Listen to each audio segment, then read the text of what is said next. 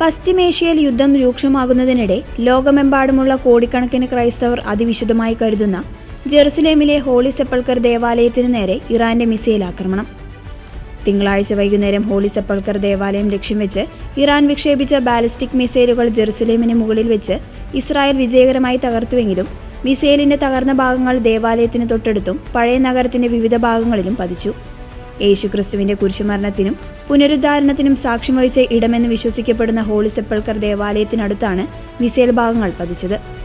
ദേവാലയത്തിനു പുറമെ Armenian patriarchate, ജൂത quarter, അൽ അക്സ പള്ളി സ്ഥിതി ചെയ്യുന്ന ടെമ്പിൾ മൗണ്ട് പരിസരം എന്നിവിടങ്ങളിലും മിസൈൽ അവശിഷ്ടങ്ങൾ വീണു.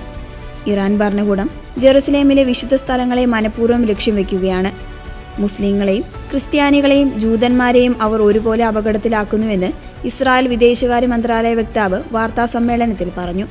പരമാവധി സാധാരണക്കാരെ കൊന്നൊടുക്കുവാനും ചരിത്രപ്രധാനമായ ആരാധനാലയങ്ങൾ തകർക്കാനുമാണ് ഇറാൻ ശ്രമിക്കുന്നതെന്നും അദ്ദേഹം ആരോപിച്ചു.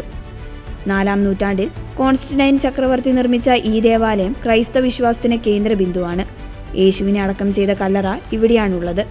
കത്തോലിക്ക സഭ, ഗ്രീക്ക് ഓർത്തഡോക്സ് സഭ, അർമേനിയൻ അപ്പസ്തോലിക് സഭ എന്നീ സഭകളുടെ കീഴിലാണ് ഈ ദേവാലയം.